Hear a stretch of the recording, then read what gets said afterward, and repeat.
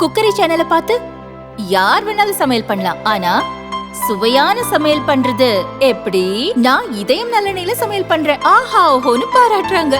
நீங்களும் இதயம் நல்லெண்ணெயில சமையல் பண்ணுங்க, பாராட்ட வாங்குங்க. தினம் தோறும் வாங்குவே இதயம் இதயம்.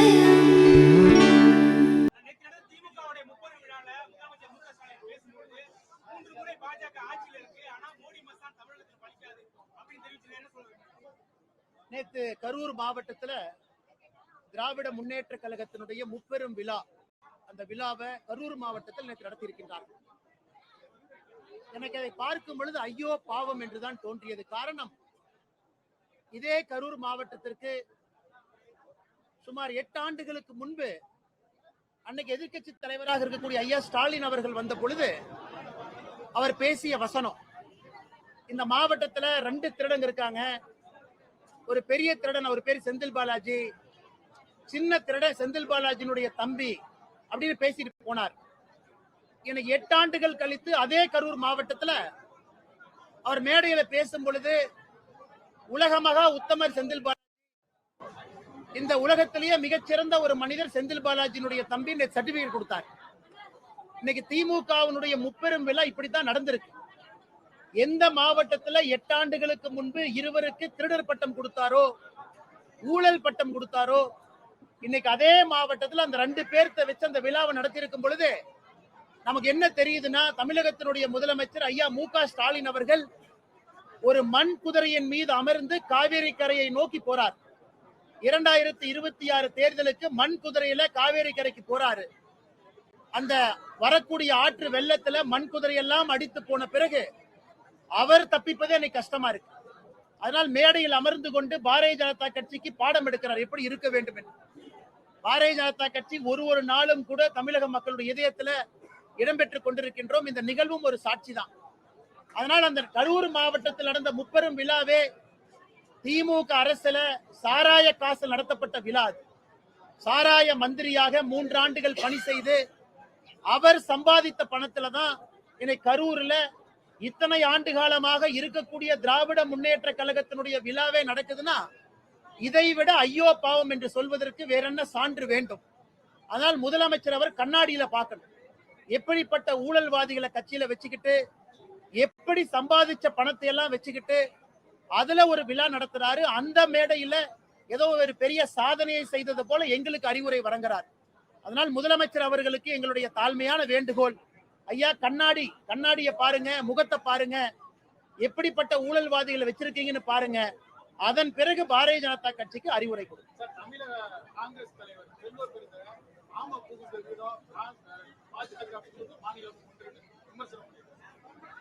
ஆனா காங்கிரஸ் தலைவர் அண்ணன் செல்வ பெருந்தகை அவர்கள் ஒரு விஷயத்தை புரிஞ்சுக்கணும்.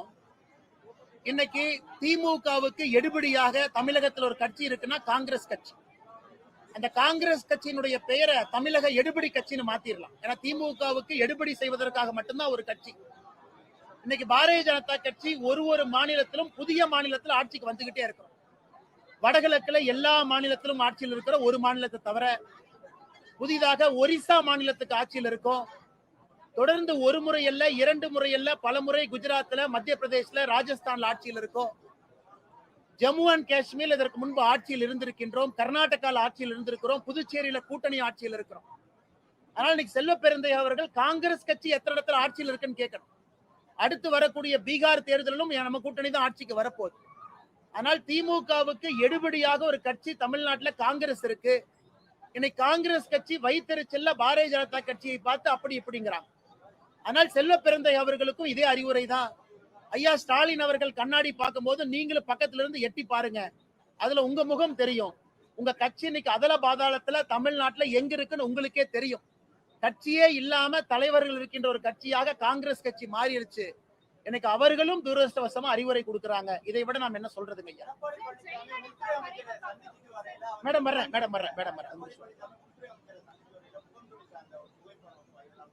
ஆனா நானும் அந்த புகைப்படத்தை பார்த்தேன். ஏன்னா என்னை பொறுத்தவரை எடப்பாடி பழனிசாமி அவர்கள், எதிர்க்கட்சி தலைவர் அவர்கள் உள்துறை அமைச்சரை சந்திக்கின்ற செய்தி அதிகாரப்பூர்வமாக உங்களுக்கும் தெரியும், எல்லாத்துக்குமே தெரியும்.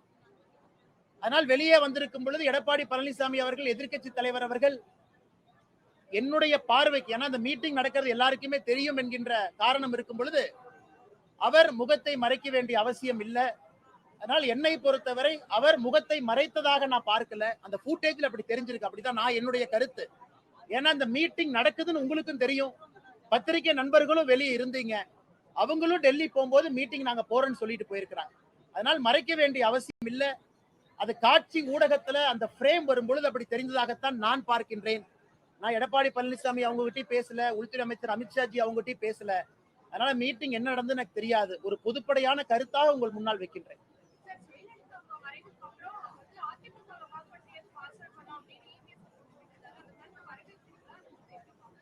அந்த கருத்தை நான் வரவேற்கிறேன் மேடம். ஏன்னா அது சரித்திர உண்மை. அது இதுல மறைத்து பேசுவதற்கான எதுவுமே இல்லை அதுல. ஏன்னா எதிர்க்கட்சி தலைவர் திரு எடப்பாடி பழனிசாமி அவர்கள் அன்னைக்கு அதிமுக கட்சியை சில பேர் கபலீகரம் செய்வதற்கு முயற்சி செய்த பொழுது மத்திய பாரதிய ஜனதா கட்சியினுடைய ஆட்சி தான் உறுதுணையா இருந்தாங்க அப்படின்னு சொல்லி இருப்பது எல்லோருக்கும் தெரிஞ்ச ஒரு விஷயம்தான். இது நாங்க சொல்லியிருந்தா வேற மாதிரி பத்திரிகை நண்பர்களும் தமிழக மக்கள் எடுத்துக்குவீங்க.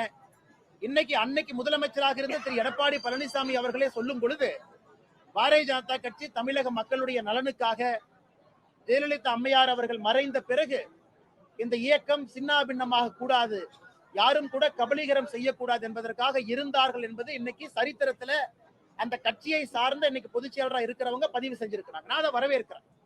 ஏன்னா பாரதிய ஜனதா கட்சியினுடைய ரோல், பாரதிய ஜனதா கட்சி 2016, 17 என்ன செஞ்சாங்க அப்படிங்கிறது பல இடத்துல பல மாதிரி பேசப்பட்ட பொழுது தமிழகத்துல நல்லது செய்வதற்காக மட்டும்தான் அன்னைக்கு பாரதிய ஜனதா கட்சி இயங்கியது அப்படிங்கிற ஒரு உண்மையை திரு எடப்பாடி பழனிசாமி அவர்கள் மக்கள் மன்றத்தில் வைத்திருப்பது எங்களுடைய ஆர்கியூமெண்ட்டுக்கு இன்னும் வலிமை சேர்க்கிறது. ஏன்னா தமிழகத்தை பொறுத்தவரை பாரதிய ஜனதா கட்சி தமிழகம் நன்றாக இருக்க வேண்டும் என்கின்ற ஒற்றை குறிக்கோளோடு மட்டும்தான் 2014 ஆட்சியில் இருந்திருக்கின்றோம். அதை திரு எடப்பாடி பழனிசாமி அவர்கள் மறுபடியும் உறுதிப்படுத்தி இருக்கிறார்.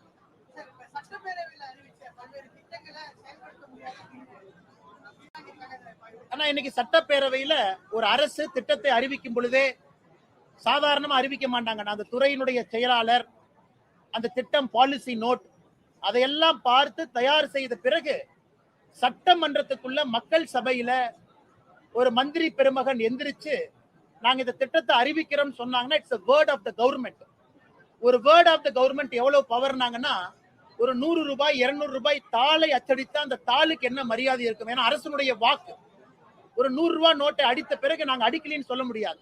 அதனால மக்கள் மன்றத்துல மந்திரி பெருமக்கள் எந்திரிச்சு இந்த திட்டத்தை கொண்டு வருகின்றோம் என்று அறிவித்த பிறகு எனக்கு 256 திட்டங்களை திராவிட முன்னேற்ற கழகத்தினுடைய அரசு எங்களால் செயல்படுத்த முடியாது, நாங்க இதை வாபஸ் வாங்கிக்கிறோம்னு சொல்றாங்கன்னா இந்த அரசு எப்படி நடந்து கொண்டிருக்கிறது என்பதற்கு இது ஒரு உதாரணம்.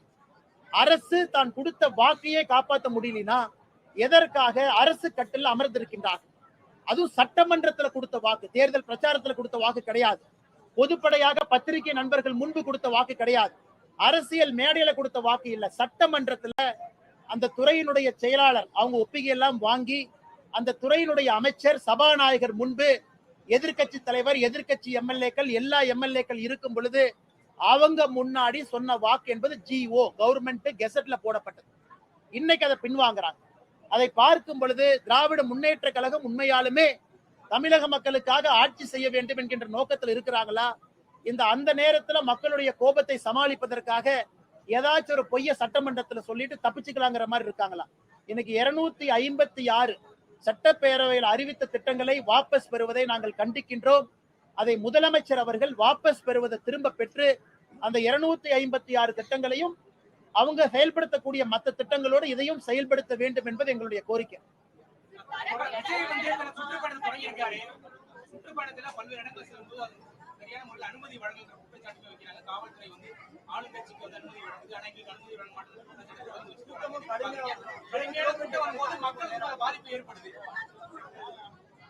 அண்ணா, திரு விஜய் அவர்களுடைய சுற்றுப்பயணத்தை பொறுத்தவரை அதிகமாக கூட்டம் வர்றாங்க கூட்டம் வரல அப்படிங்கிறது ரெண்டாவது கருத்துங்கண்ணா. ஏன்னா மக்கள் இன்னைக்கு காட்சி ஊடகத்தை அவ்வளவு பாக்குறாங்க, நேர்ல வர்றாங்க, கூட்டம் வந்தால் சந்தோஷம் தான்.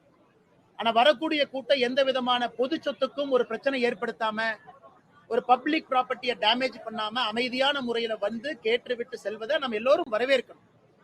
இன்னைக்கு தூத்துக்குடியில அவங்க அடுத்த கட்ட பயணத்திற்கு அனுமதி கோரிய பொழுது அந்த காவல்துறையினுடைய அதிகாரிகள்லாம் திருச்சியில ஏற்பட்டிருக்கக்கூடிய பொது சொத்தினுடைய சேதத்தை சொல்லியிருக்கிறாங்க. அதெல்லாம் இங்கே நடத்தப்படக்கூடாது என்று. அதனால் இது 2 பேர்த்துக்கும் பொறுப்பு இருக்கு. விஜய் அவர்களுடைய கட்சிக்கும் பொறுப்பு இருக்கு. வரக்கூடிய கூட்டத்தை கட்டுக்கோப்பாக கொண்டு வந்து பொதுமக்களுக்கு இடையூறு ஏற்படுத்தாம. அதே போல அரசுக்கும் ஒரு பொறுப்பு இருக்கு. ஏன்னா இன்னைக்கு ஒரு குறிப்பிட்ட நேரத்தில் அவங்க பர்மிஷன் கேட்கறாங்க, சனிக்கிழமை ஞாயிற்றுக்கிழமைன்னு கேட்கறாங்க. அதை கொடுப்பதற்கான முயற்சியில அரசு இறங்கணும். இதுல வந்து பர்மிஷன் கொடுக்கல. எல்லா கட்சிக்கும் இதே பிரச்சனை தான். பாரதிய ஜனதா கட்சிக்கு என்ன பர்மிஷன் கொடுத்துறாங்களா? அரசியல் கட்சியாக வளர வேண்டும் என்றால் இதையெல்லாம் சமாளிச்சாத்தானே ஆட்சிக்கே வர முடியும். இதையெல்லாம் சமாளிச்சாத்தானே ஜெயிக்க முடியும். இதை சமாளிப்பதற்கே விஜய் அவர்களுடைய கட்சி குட்டிக்கரணம் போட்டுட்டு இருக்காங்க. தொடர்ந்து அரசின் மீது ஒரு வழக்கு சொல்றாங்க அப்படின்னா அவர்கள் எந்த அளவுக்கு தன்னை தயார்படுத்தி கொண்டிருக்கின்றார்கள் என்பது நமக்கு தெரியுது. அதனால் என்னை பொறுத்தவரை விஜய் அவர்களுடைய கட்சி அடுத்த கட்டம் செல்ல வேண்டும் என்றால் இதையெல்லாம் சமாளிச்சு தான் அவங்க வளரணும். அதனால அவங்களுடைய கூட்டத்தை அவங்க நடத்தணும். பொதுமக்களுக்கு பிரச்சனை இல்லாம, பொது இடத்துல பப்ளிக் சொத்துக்கு பிரச்சனை இல்லாம அவங்களுடைய கூட்டம் நடத்தப்பட வேண்டும்.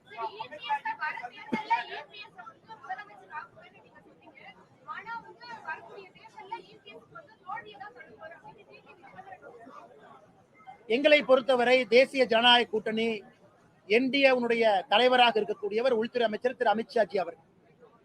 உங்களுக்கு தெரியும் 2014 என்டிஏவுடைய தலைவராக இருக்கிறாங்க.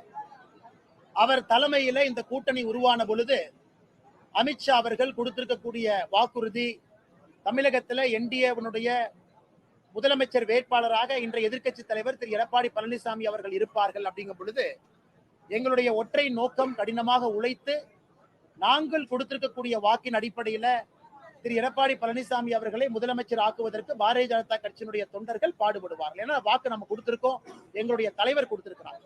அதற்கான எல்லா முயற்சியும் எடுத்துக்கிட்டு வர்றோம். இங்க நடத்தப்படக்கூடிய கூட்டம் எல்லாமே வாக்குகளாக தேசிய ஜனநாயக கூட்டணிக்கு மாறணும். அந்த தேசிய ஜனநாயக கூட்டணிக்கு வாக்குகளாக மாறுவது முக்கியம் இல்ல, முதலமைச்சராக அந்த வாக்கு யாருக்கு போகணுங்கிறதா முக்கியம். அதுவும் சரியான நபருக்கு செல்லணும். அதுவும் எடப்பாடி பழனிசாமி அவர்களுக்கு செல்ல வேண்டும் என்று பாரதிய ஜனதா கட்சியினுடைய தொண்டர்கள் உழைக்கிறாங்க. இதை நான் வெளிப்படையாக சொல்ல முடியும். மற்றபடி ஒரு தலைவர் ஒரு கருத்தை சொல்றாங்க, அது அவர்களுடைய கருத்தாக நான் பார்க்கிறேன்.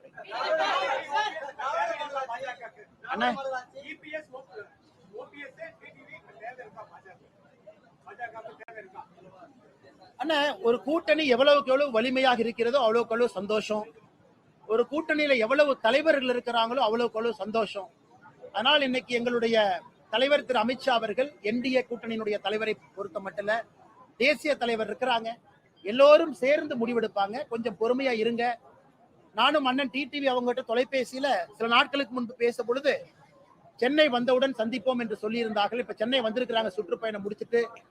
நானும் ஒரு நாட்கள் அண்ணன் டிடிவி அவர்களை நேரில் சந்திப்பதாக இருக்கின்றேன், ஒரு நட்பின் அடிப்படையில. ஆனா அண்ணன் டிடிவி அவங்ககிட்ட மறுபடியும் நான் வலியுறுத்துவதாக இருக்கின்றேன் தமிழகத்தினுடைய நலனுக்காக. அதனால அண்ணன் நேர்ல பார்த்துட்டு நான் உங்கள்கிட்ட பேசும்பொழுது மறுபடியும் நான் பேசுறேன்.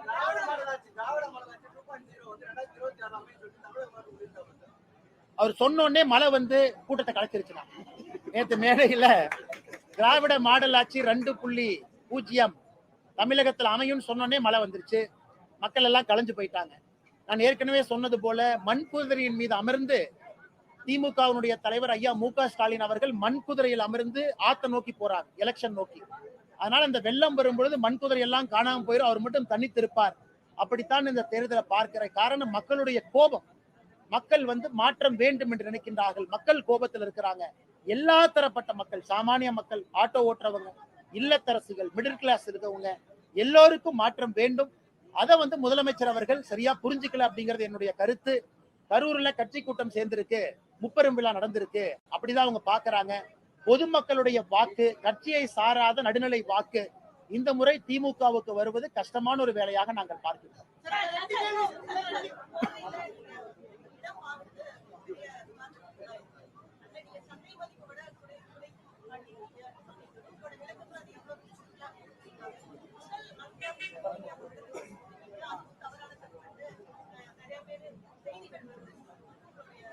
தமிழ்நாட்டுல ஒரு இளிச்சவாய் இருக்கா, அந்த இளிச்சவாயம் பேர் என்ன? அண்ணாமலை.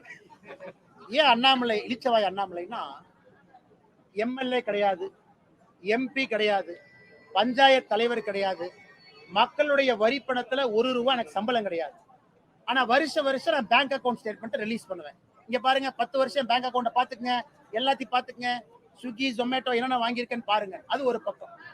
நான் சொந்தமாக நான் சம்பாரிச்சு ஒரு விவசாய நிலம் வாங்கினாலும் நான் மட்டும் எக்ஸ்பிளனேஷன் கொடுக்கணும். இன்னைக்கு நீங்க ஆர்டிஐல போட்டவே தெரியும் சகோதரி அவர்களே, என்னுடைய பட்டாணி எல்லாம் உங்களுக்கு தெரியும், அதை மறுக்கல.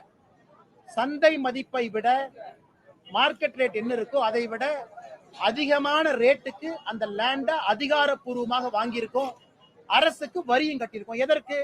இயற்கை விவசாயம் செய்ய வேண்டும் என்கின்ற ஒற்றை நோக்கம். அடுத்த 5 வருஷம் நீங்க என்னை பார்க்கத்தான் போறீங்க, விவசாயம் பண்றேன்னா விவசாயம் பண்ணலையான்னு, இயற்கை விவசாயம் இருக்கிறனால. ஆனா இன்னைக்கு தமிழ்நாட்டுல நான் ஒரு அரசியல்வாதி தான் உண்மையை சொல்ல வேண்டும் என்றால், மக்களுடைய வரி பணத்துல 1 ரூபா வாங்காம, 1 ரூபா மக்களுடைய வரி பணத்துல சம்பளமா வாங்காம, நான் மட்டும் 6 மாசத்துக்கு ஒருக்கா என்னை பாருங்க இதான் செய்யறேன், என்னை பாருங்க இதான் செய்யறேன். அதனால இழிச்சவாயினால நான் என்னங்க? இதுல எதிர்க்கட்சி நண்பர்கள் எல்லாம் சொல்றாங்க, அண்ணே அப்ப நீ லேண்ட் வாங்கியிருக்கிற, யாரு பணம் கொடுத்தா? ஏன் நான் சம்பாதிச்சேன், நான் சம்பாதிக்க கூடாதா? நான் இருக்கின்றேன், மனைவி இருக்கிறாங்க, குடும்பம் இருக்கிறாங்க, நாங்களாம் ரோட்ல சும்மாவா உட்கார்ந்து இருக்கிறோம்? எங்களுக்குன்னு வேலை இருக்கு, செஞ்சுக்கிட்டு இருக்கிறோம், மக்கள் பணியை செய்யறோம், அரசியல் செஞ்சுக்கிட்டு இருக்கோம். இருந்தும் எதற்காக வெளிப்படையா நான் இருக்கிறேன்னா, நம்ம நம்பி இருப்பவர்கள் புரிந்து கொள்ள வேண்டும் நான் என்ன செய்யறேன். அரசியலும் பண்றாரு, இந்த வேலையும் செய்யறாரு. அப்பப்ப குறிப்புகள் கொடுக்கறேன். இன்னைக்கு திமுக இருக்கு, டிவிஎஸ்சி இருக்கு, அவங்க கையில ரெவென்யூ டிபார்ட்மெண்ட் இருக்கு, அவங்க கையில தாசில்தார் இருக்கிறாங்க. சோதனை பண்ண சொல்லுங்க. மார்க்கெட் ரேட் என்ன, என்ன ரேட்டுக்கு நம்ம ரெஜிஸ்டர் பண்ணிருக்கோம்னு கேட்க சொல்லுங்க. எவ்வளவு அரசுக்கு வரி கட்டி இருக்கின்றோம் அதையும் டிக்ளேர் பண்ண சொல்லுங்க. அதையெல்லாம் செய்யணும்.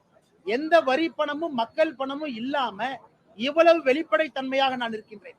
என்னுடைய வங்கி கணக்கு 1 ஆண்டு 2 ஆண்டு அல்ல, 10 ஆண்டுகளுக்கான வங்கி கணக்கை போன ஆண்டு வெளியிட்டிருக்கேன். அடுத்த ஆண்டு என்னுடைய இன்கம் டாக்ஸ் அதை வெளியிடுவேன் எலெக்ஷன் நேரத்துல. அதிலையும் மக்கள் பாக்குறாங்க. இன்னைக்கு நான் 3.5 கோடி ரூபாய் கடனாளியா இருக்கேன். அதையும் பேச மாட்டாங்க. கடனும் வாங்கி இருக்கேன், கடனுக்கு வட்டியும் கட்டுறேன். அந்த வட்டியை வைத்து என் தொழில் நடத்துறேன், பொழப்ப நடத்துறேன். 3.5 கோடி ரூபாய் கடன் ஒரு மனுஷனுக்கு இருக்கு. ஒரு மனுஷன் வங்கி கணக்கை வெளியிடுறான். ஒரு மனுஷன் மக்களுடைய வரி பணத்தை வாழல. இதை தாண்டியும் நாங்க மட்டும்தான் எங்க நேர்மையை நிரூபிச்சுக்கிட்டே இருக்கணும். காமராஜர் ஐயா நிரூபிக்கணும், காமராஜர் ஐயாவுடைய கால் தூசிக்கு சமமாக இருக்கக்கூடிய நான் நிரூபிக்கணும், நாங்கெல்லாம் நிரூபிக்கணும், மத்தவங்க யாரும் நிரூபிக்கவே மாட்டாங்க. இதான் தமிழக அரசியலுடைய தூரதிருஷ்டம். ஏன்னா நாங்க நேர்மையா இருக்கிறதுனால யார் சொல்வதற்கு முன்பும் நாங்கள் இதயத்தை திறந்து காட்டுறோம், இதான் நாங்க அப்படி. ஆனா மத்தவங்களுக்கு இது பொருந்தாது, பரவாயில்ல. ஒரு நாள் தமிழகத்துல அந்த நாளும் நேரமும் வரும். அரசியல் யார் வந்தாலும் கூட திறந்த கண்ணாடியாக இருக்கணும். நாங்க இன்னைக்கு திறந்த கண்ணாடியா இருக்கோம். இதே மக்களுடைய வரி பணத்துல சம்பளமாக நாங்கள் வாங்கும் பொழுது இதை விட 100 மடங்கு இன்னும் வெளிப்படையாக இருக்கும். அது தமிழகத்தினுடைய அரசியல் ஒரு புரட்சியாக இருக்கும். அந்த காலம் வரும், வரும் பொழுது நாங்கள் செய்து காட்டுவோம்.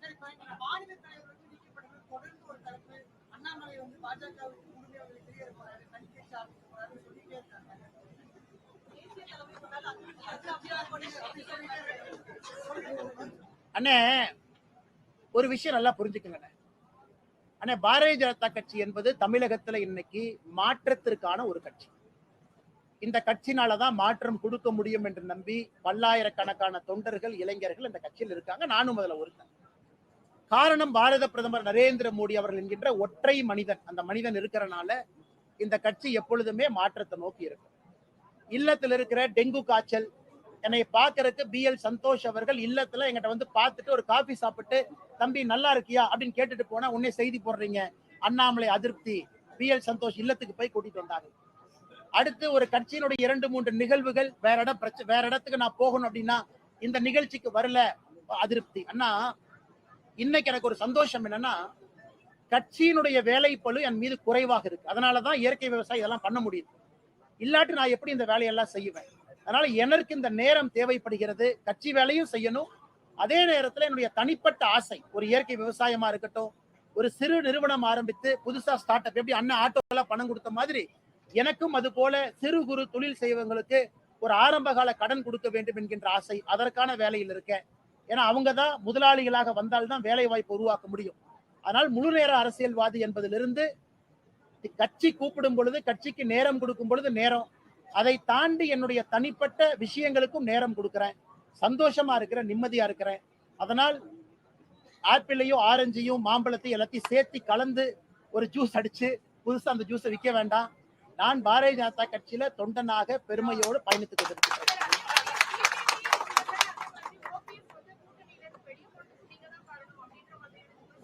மேடம் இன்னைக்கு திமுக காரங்க என்ன சொல்றாங்கன்னா, ரோட்ல நாய் செத்து போனா நான் தான் காரணம். தமிழ்நாட்டுல விவசாயம் பண்ணா சரி, நான் விவசாயம் பண்றேன் நிம்மதியா விட்டுருங்கன்னா தனி கட்சிங்கிறீங்க. நான் விவசாயம் பண்றதையும் நம்ப மாட்டீங்க. அதனால நான் என்னதான் செய்யறது நீங்களே சொல்லுங்க. அதனால இன்னைக்கு தமிழ்நாட்டை பொறுத்தவரை எது நடந்தாலும் நான் தான் குற்றவாளி என்று எதிர்க்கட்சி நண்பர்கள் சொன்னா நான் எப்படி பொறுப்பேற்க முடியுங்க?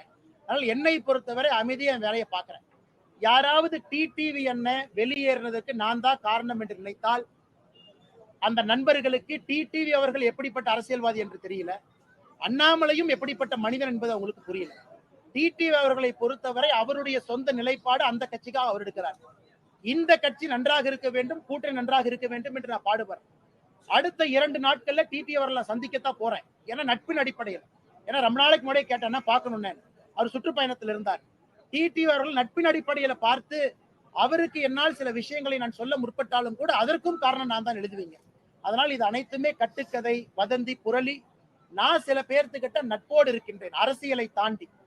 அந்த நட்போடு இருப்பதற்கு ஒரு அடையாளம் என்னன்னா, பாரதிய ஜனதா கட்சி கஷ்டத்தில் இருக்கும் பொழுது நம்மோடு பயணம் செய்தவர்கள் டிடிவி அவர்கள், அண்ணன் ஓபிஎஸ் அவர்கள்.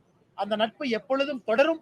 அவர்களுடைய அரசியல் நிலைப்பாடு வேறாக இருந்தாலும் கூட எங்களுக்குள்ள இருக்கக்கூடிய நட்புல எந்த மாற்றம் வராது. அதையும் அரசியலையும் குழப்பிக் கொள்ள வேண்டாம்.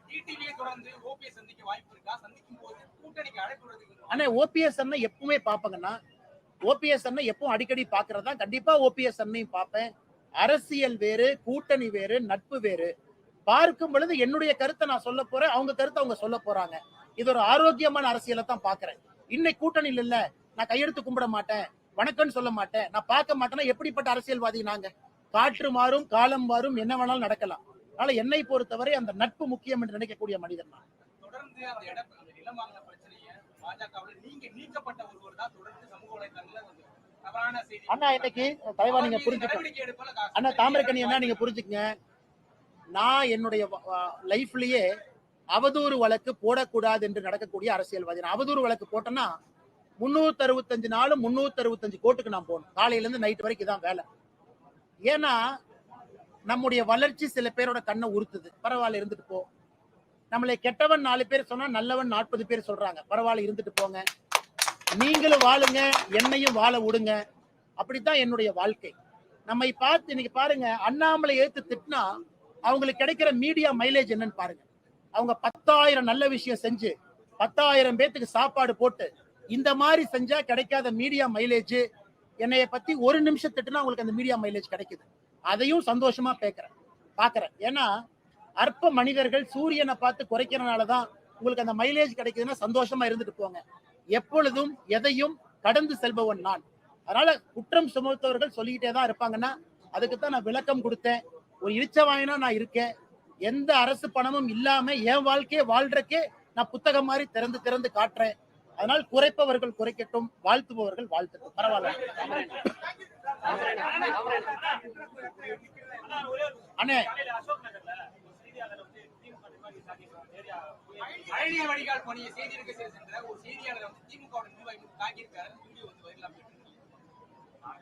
அண்ணா இது இதே மாதிரி போச்சுன்னா மிக விரைவில் செய்தியாளர்கள் திமுகவை தாக்குவதை மிக விரைவில் நான் பார்க்க போறேன். ஏன்னா அது தொடர்கதையா போயிட்டே இருக்குது. ஒரு செய்தியாளர் கண்ணியம் மிப்பவர், ஒரு அறவழியில் இருக்கிறவங்க, யாருக்கு தொந்தரவு கொடுக்க மாட்டாங்க அப்படிங்கிற ஒரே காரணத்திற்காக இன்னைக்கு செய்தித்துறை நண்பர்களை தமிழ்நாட்டுல ஒரு கட்சி தாக்குதுன்னா அது திமுக தான். எஃப்ஐஆரும் போட மாட்டாங்க, அதான் பஞ்சாயத்து. செய்தியாளர் மேல திரும்ப எஃப்ஐஆர் போட்டுருவாங்க, நீங்களும் ஹாஸ்பிட்டல்ல போய் படுத்துக்கணும். அதனால் மக்கள் இதெல்லாம் பார்த்து கொண்டிருக்கின்றார்கள். திரும்ப செய்தியாளர்கள் தாக்கக்கூடிய காலத்திற்கு தமிழகம் தள்ளப்படக்கூடாது என்பதுதான் என் வேண்டுதல். ஏன்னா கத்தி எடுக்கிற செய்தியாளர், பேனா புத்தி எடுக்கிற செய்தியாளரே கத்தி எடுத்தா என்ன ஆகும்னு யோசிச்சு பாருங்க. அதனால திரும்ப நீங்களும் 10 பேர் சேர்ந்து ஒரு திமுக காரன் அடிக்கிறதுக்கு ஒரு நிமிஷம் கூட ஆகாது.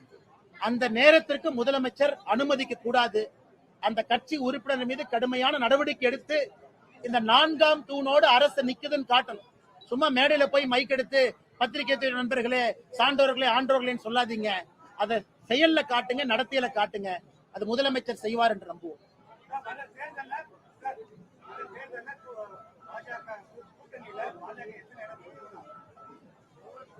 அண்ணே பொறுத்திருப்போமாங்கண்ணே, நேரம் வரும்போது பேசுவோம். நான் ஏதாச்சும் பேசி தேவையில்லை, இன்னைக்கே பஞ்சாயத்து ஆகி போயிடும். கொஞ்சம் பொறுமையா இருக்கும்.